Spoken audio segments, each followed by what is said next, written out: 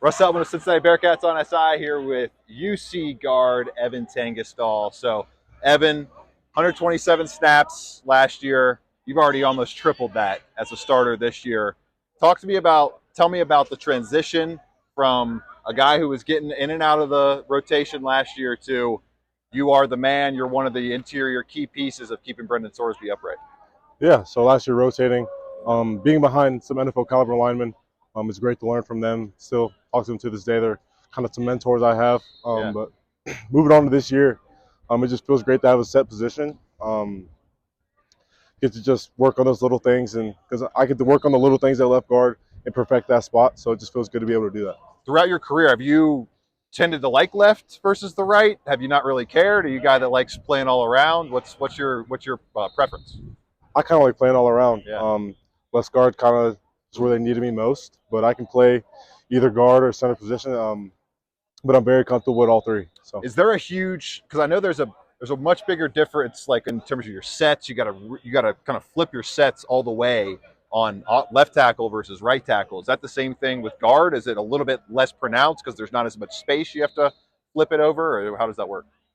yeah, the sets you do have to flip them, but I've had a ton of reps doing Yeah. that all off season, spring ball, fall camp. He's given me plenty of work at both sides. But yeah, you do have to flip the sets. It was kind of weird at first when I played a lot of left spring ball, then I got a little bit of right during camp. But once you get reps at it, it's like it's the same. I'm sure you guys don't put a lot of stock in outside noise. Obviously, the talk of this week has been you being one of the top graded guards on Pro Football Focus. How do you guys grade your performance? What is your process? Is there one you have individually?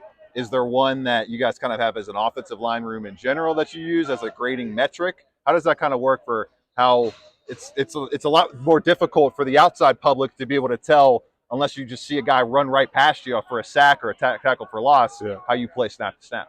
Yeah. So the coaches, Cardwell and Coach Flo, they grade us. They watch all the film. They Yeah. grade us on technique, job, whether we gave up pressures, MAs, knockdowns.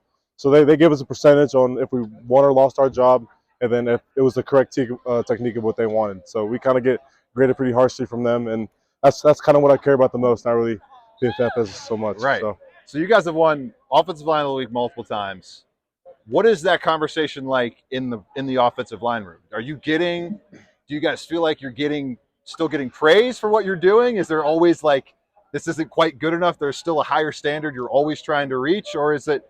It's because at some point, like it's a long season, you got to celebrate some of the small wins and kind of take your small wins and your moments for what they are as good stuff, as opposed to it would be kind of exhausting to always not necessarily be proud of what you're doing. Yeah. So it's cool to see those graphics and stuff come out.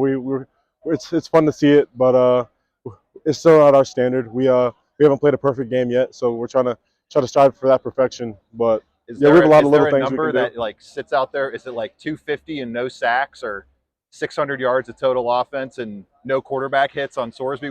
Is there a perfect game out there that you guys can A hit? perfect game to me, I feel like if we're rushing over 200, couple rushing touchdowns, no sacks. That seems like a pretty good game to me. There you go. So the pass blocking acumen that you've shown this year, what have you done to kind of get into a rhythm and really kind of dial into that over the past few weeks? And as an offensive line, you guys have given up some pressures here or there, but overall, you and Brendan Sorsby, because it's a quarterback thing as well, have not allowed a sack in a couple of weeks and have allowed one all season. So what's been kind of for you individually the biggest key to your pass blocking so far?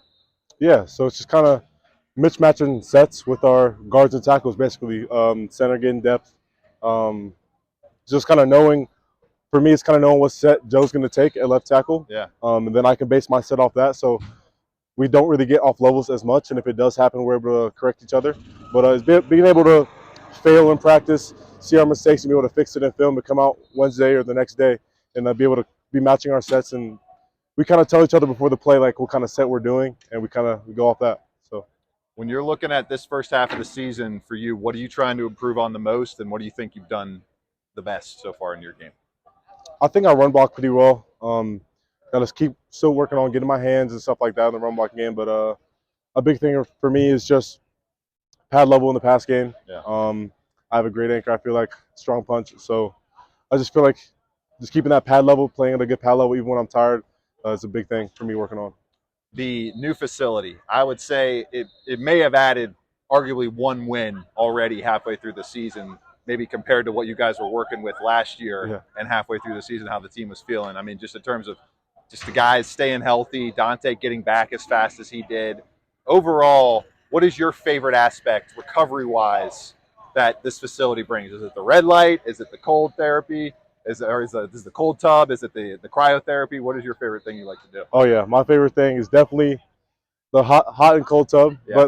But most of the team does the sauna, the warm hot sauna and the steam sauna every day, before and after practice. It's a amazing resource. We also do red light every day. Yeah. But I say those saunas are great. That's a huge thing for the whole team. Last question here for Evan Tengesdahl. You are I mean, like you mentioned, you're not putting a lot of stock into, but people notice, and there's not a lot of metrics to really see who's playing really well at the offensive line position outside of Pro Football Focus. And you're one of the top guards in the country in that metric. Came here as not a super sought after recruit, not a 4-star, 5-star guy, but the development that you've gotten here with Coach Cardwell and just this entire kind of roster in general is one of the quote unquote least talented rosters among Power 4 teams on 24/7 Sports overall ratings. But you guys are 24th in the country right now, 5-1 overall.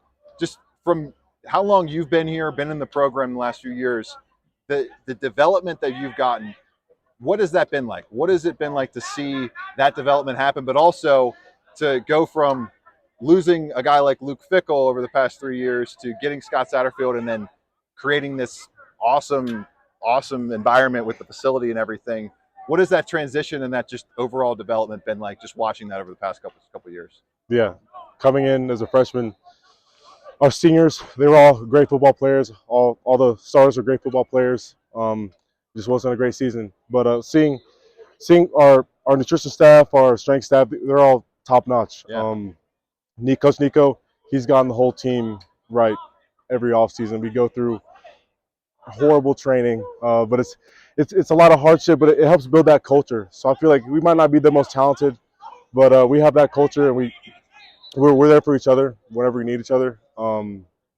Yeah, it's just how important is like this? How much of the staff has been here for multiple years, from strength to your offensive line coach Cardwell, multiple seasons with guys being able to be in the same environment with the coaches and grow with them. Yeah, not just being here with just players and building that connection, but being with all the staff members. Not really any have left, so it's just being able to build that connection with not just players but the staff also. It helps everybody be more successful. They know in and out of all the players. We know how the coaches like to run things, so it's kind of we're always on the same page and always being successful. Streamlining stuff for a 5-1 record, but a lot of work to do. Evan Yes, Tengesdahl, everybody.